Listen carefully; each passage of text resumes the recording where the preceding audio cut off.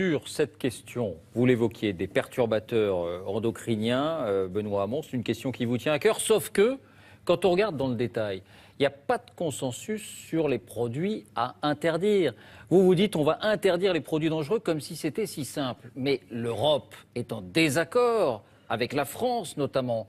Vous, Président, qu'est-ce que vous faites? L'Europe, vous la bypassez et vous fermez les frontières aux lingettes venues d'autres pays européens, à tous les produits que l'Europe ne condamne pas? Écoutez, sur ces questions, et c'est là où il ne faut pas avoir la main qui tremble, le lobbying d'un certain nombre d'industriels est incroyable. Nous disposons d'une définition par l'Organisation mondiale de la santé depuis 15 ans de ce que sont les perturbateurs endocriniens, tant et si bien que la France, à travers son agence, a fait une liste de ces produits. Je peux même vous les donner, phthalates, parabènes, etc., retardateurs de flamme, il y en a une liste complète. Cette liste est remise en cause par l'Agence européenne de sécurité des aliments, qui a fait une étude à la demande de qui?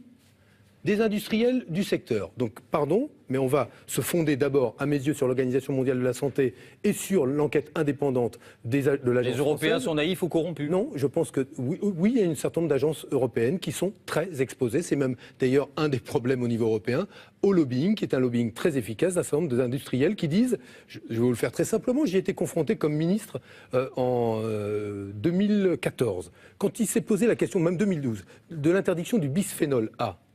Que nous a-t-on dit? Si vous interdisez le bisphénol A, qui se trouvait dans les contenants alimentaires, eh bien, il y aura des suppressions d'emplois. Pire, on pourrait lui substituer une substance plus toxique. C'est comme ça que cela se passe.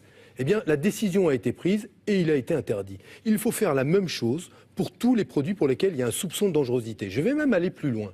Là où des pesticides sont dangereux pour la santé des agriculteurs, comme pour la santé de ceux qui vivent à proximité des zones d'épandage, et ça existe notamment pour les enfants, et se préparent des scandales sanitaires dans ce domaine-là.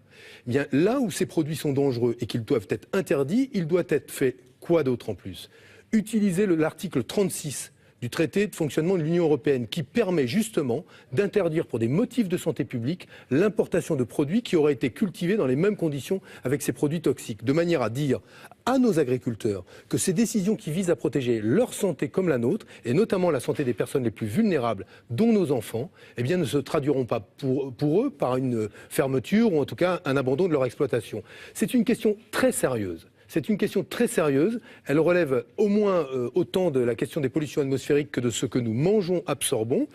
Et je veux dire à Manuel, c'est là où j'ai un désaccord avec lui, je pense qu'il aurait dû, sur la question des boues toxiques et des boues rouges dans les calanques de Méditerranée, suivre l'avis du ministère de l'Environnement. Qui se déverse. Parce que sur cette question-là, on sait que ces rejets sont toxiques, y compris les résidus secs qui demeurent aujourd'hui, puisqu'on fait moins de boues rouges dans la Méditerranée, mais qu'on les entrepose ailleurs. Il y a là des risques qui sont des risques considérables de la part d'une entreprise qui a perçu du CICE et qui avait une décision depuis 20 ans du préfet lui commandant de changer ses process pour arrêter d'en arriver là. Je pense que sur ces questions, le bilan, et j'approuve ce qu'a dit Manuel Valls là-dessus, le bilan du gouvernement, COP21, loi biodiversité, loi transition énergétique, va dans le bon sens. On n'a peut-être pas été assez loin sur les produits phytosanitaires et sur les engagements qui avaient été pris par le ministère de l'Agriculture pour les faire baisser parce qu'il y en a plus aujourd'hui qu'il n'y en avait avant. Mais il faut être beaucoup plus ferme, notamment avec les lobbies privés et industriels, quand ils veulent remettre en cause la santé de nos compatriotes.